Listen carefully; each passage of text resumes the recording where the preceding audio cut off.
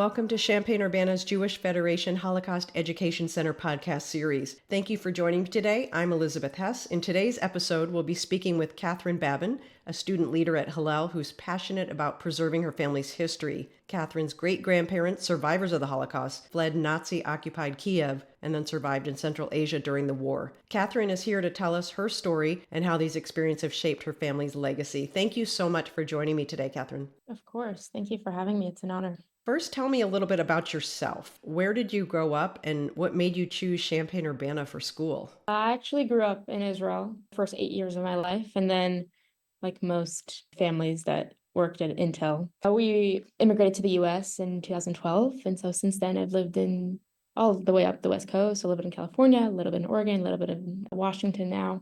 And so I came to Champaign-Urbana for the university.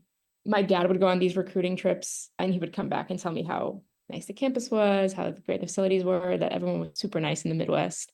And I also, when I was doing my college research, I found out that the University of Illinois had a big Jewish population. And that was certainly something that I was missing in Portland, Oregon, and Seattle, Washington. I mean, there are small communities there, but they certainly lack. And so I wanted to explore that part of myself more in college. College is a time to explore, as they say. Came to U of I, and it's probably been the best decision I've made in my life. What are some of your favorite memories now that you're a senior at U of I at Hillel, as we are mutual Erez Cohen aficionados? So you actually took the words out of my mouth. Erez Cohen is probably one of my favorite memories. He is a lot more than just a director at Hillel. He, at this point, very much feels like family. He makes it known that he feels like family.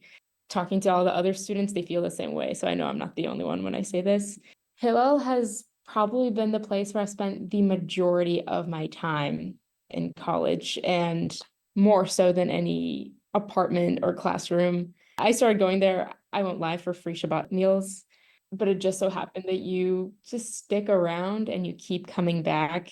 And at first you don't really know why, but after a while, it's just, there's no better place. Everyone there is not just welcoming and nice, but they're smart, they're funny, they're hardworking. You become a better person the more you spend time there. It's fun and productive and silly and impactful all at the same time.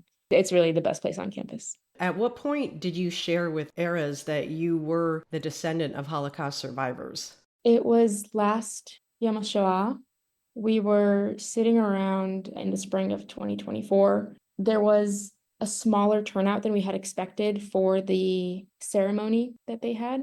And so afterwards, we ended up just in a circle, and after saying all the prayers and reading some of the stories and listening to some of the music that came out of the Holocaust, we really just sat around and started telling stories about our families. And I think that was a lot more impactful in a way because it made it significantly more personal. I mean, Yom HaShoah is as personal as it gets for the Jewish community, but hearing students speak about their own families, not being forced to speak, just feeling the energy in the room and having the need to share something made it so that it was really just almost like a raw and organic setting to really express how it impacted your family and what happened to your family and how that made you who you are today. And so we went around and everyone shared a little bit, and it started out pretty superficial, but after the 15, 20 minutes we were there, it got deeper and deeper, and the stories got deeper and deeper.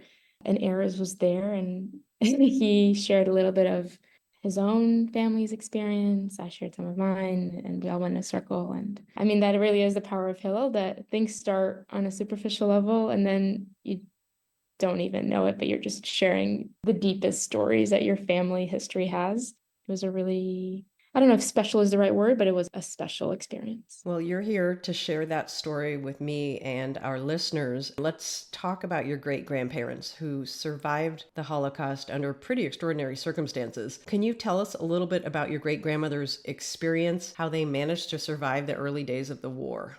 Absolutely. My great-grandmother is from a small town outside of Kiev. And so they had connections to someone in the military, and they heard that the Germans and the Nazi Party was coming and would invade Ukraine. And so they tried to rally up their family and flee the country. But unfortunately, they were the only four from their family that ended up leaving. So it was her younger sister, and her parents. And so they fled Ukraine to Turkmenistan, of all countries, because they thought that Central Asia would be the place where Jews would be hunted less. And I actually did a little bit of research before this. I looked into countries that were known for Jews to take refuge in those countries, and Turkmenistan actually has no record of any Jews being there during the Holocaust. So that was very interesting to see that that was the place that they chose. It was a better alternative than staying, especially where they were. Of course, I'm very grateful that they took that kind of initiative to leave everything behind, leave their family behind, to preserve whatever new normal they could find. And your great grandmother was a teenager at the time. She had siblings and she had her parents. How was the health mentally and physically of everyone around her? The journey to Turkmenistan had a significantly negative impact on her parents. And when they got to the place where they ended up staying throughout the war, they both fell ill. They could not really take care of the family. 13 years old, she was the sole provider for herself, for her younger sister, and for both of her parents. And so she would take fairly drastic measures to feed the family. Of course, money was more or less out of the question, especially as Jews in Turkmenistan. She told stories of dancing at weddings, being hired to dance at weddings. And then while no one was watching, she would steal rice off the table and hide it in her dress. And that was really the main way that she would feed her little sister. And then really early in the morning, she would run out of the house while nobody else in the village was awake. She would go to the nearby forest and she would hunt for turtles. And that was their main source of food. I remember I actually grew up with her. I had known her for the first 12 years of my life, which I count myself incredibly lucky. And so I've heard these stories firsthand. And so the way that she described these turtles was very almost fascinating. This 90-year-old woman talking about turtles as if she's 13 again, saying how massive they were and that they would claw and like nip at her, and that she'd have to kind of like wrestle to bring them back to the village, bring them back to her family, to prepare them in whatever way she figured out how, just to feed her family. And I cannot imagine the kind of burden at 13 years old, burden and maturity that you have to undergo in order to feed your family at that age. Now, your great grandfather experienced his own heartbreaking story. He was an orphan at 16. What can you tell me about his journey, about how he managed to survive after his devastating loss of his parents, and what his memoirs share about his experiences? Again, in the same manner, I am lucky enough to have met him as well and have spent a significant amount of time with him. And he wasn't a very verbal guy. He didn't talk much, but he wrote a lot. And we are lucky enough that in our family, he wrote like a small memoir, these collections of stories throughout his life, but specifically there's this slightly longer memoir of his time during the war. It's really the way that he wrote it. All of his other little life stories are very poetic and silly and fun, and they're upbeat. And he really took a lot of joy in writing them. But you could tell that the way he wrote this one, it was very factual, very to the point. In an interesting way, his personality did not shine through within this memoir. His other stories are, you would read them and you would know that it's him, easier. But his story about his life during the war, his teenage years, they are very, very bleak. And so he wrote about how when the war started and his family actually stayed until the Nazis invaded.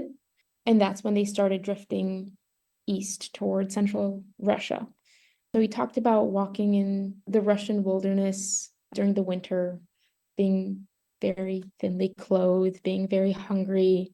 He wrote about his parents before they died, how they would sacrifice their own food for him, and how even at the young age of 14, that meant a lot. And the fact that he remembered all of this is just, it's extraordinary to be, he was probably 85 when he wrote this, and remembering how your parents sacrificed their portion of food for you at that age clearly means that it lingered in his memories. That was actually what I was going to ask. A lot of descendants of survivors say they wanted to spare their descendants the horror of hearing the stories. It sounds like your grandparents were similar. I would say that the biggest part of his memoir that really struck a chord with me was this description of food. Any other part of the memoirs that talked about their journeys or the people that died along the way or the cold or him being sick with typhus or the massacre and the atrocities going around him, there would be these pockets of hopefulness in his description of the food, of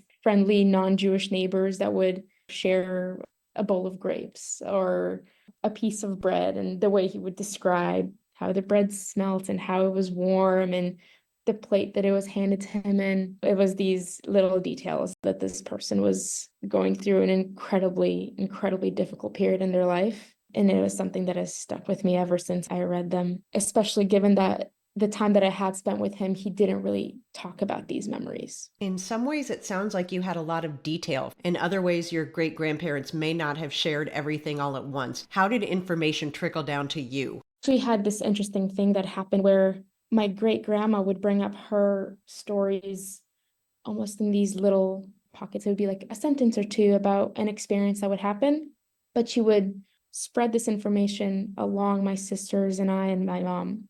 And so we would come back after talking to her and we would discuss, the four of us, and we actually pieced her story together without her because she had never felt comfortable enough to really sit down and recollect everything that had happened. Instead, we as a family pieced the story together. So I'm sure I have a lot of gaps in what I'm saying. And I think that's part of why it's so important to retell these stories of what we can hold on to. And so it was the same with my great grandfather, where I don't remember a single time where he really spoke about these stories. It was really just, again, we consider ourselves lucky that he wrote this down later in age and that we have this now in our family that we can pass on from generation to generation, so that we really never forget what happened. Let's go back to them escaping and moving to Russia. What were some of the challenges they faced starting over with nothing? Well, at that point, it was the Soviet Union. It's a very interesting post-war country because just about everyone had nothing.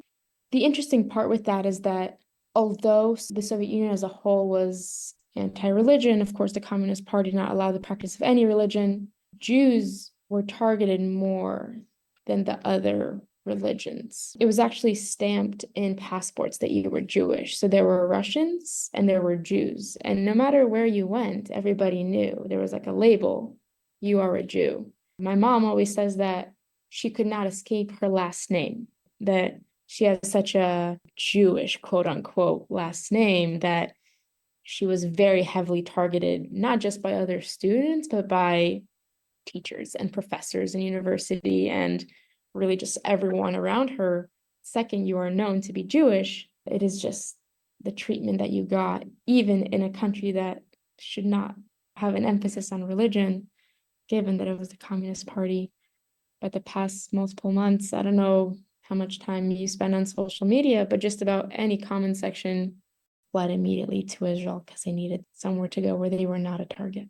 You feel safe at Hillel. Hillel seems to be your sanctuary. Would you say that between Hillel and Chabad and other Jewish organizations on campus, that there is a strong and mighty support network? Is that what drew you to this group? Absolutely. And even with the limited time that I spent at Chabad, I can say that they are very proud of being Jewish in the most remarkable way. But as a predominantly Hillel goer, I have to say that, yeah, sanctuary is certainly the right word to use with Hillel. The amount of times there have been protests somewhere on campus, there is a gathering at Hillel always the second it happens, and people just kind of come together and wait it out at Hillel.